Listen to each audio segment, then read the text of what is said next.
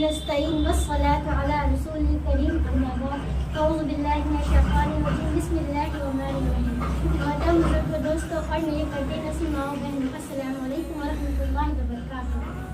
اللہ تعالیٰ نے ہمیں زندگی عطا فرمائی اور زندگی گزارنے کا طریقہ بھی اللہ تعالیٰ نے قرآن مجید میں عطا کیا ہے۔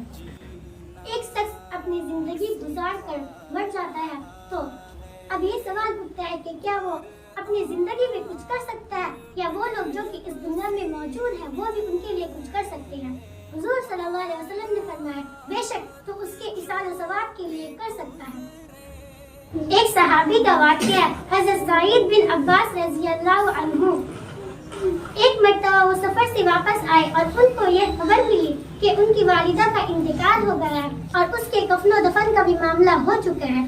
یہ خبر سن کر وہ بہت رنجیدہ ہوئے اور حضور صلی اللہ علیہ وسلم کے پاس تشریف لے گئے۔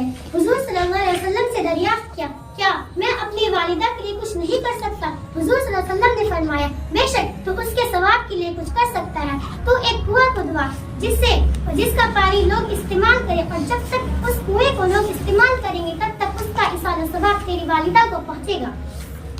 ایک شخص اپنی پوری زندگی گزار کر مر جاتا ہے اور وہ جنتی ہوتا ہے، اسے جنت میں اعلیٰ سے اعلیٰ مقام ملتے ہیں اور وہ اپنے اس مقام پر سکون کے ساتھ زندگی گزارتا ہے، لیکن اچانک ایک دن اس کا مرتبہ بڑھ جاتا ہے۔ وہ شخص اللہ تعالیٰ سے جا کے دریافت کرتا ہے کہ یا اللہ میرا مرتبہ تو بس یہی تک تھا، پھر کیسے میرا مرتبہ بڑھ گیا؟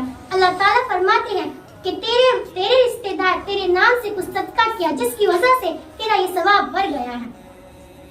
ایک مردے کو اپنے رشتے دار سے اسی طرح امید ہوتی ہے جس طرح کہ ایک ڈوبتے ہوئے کو اس شخص سے جو کہ وہاں موجود ہوتا ہے اسے یہ لگتا ہے کہ وہ اسے ضرور بچائے گا۔ اسی طرح ایک مردے کو بھی اپنے رشتے دار سے اسی طرح امید ہوتی ہے کہ وہ میرے نام پر کچھ صدقہ کرے گا تاکہ میرا مرتبہ بڑھے۔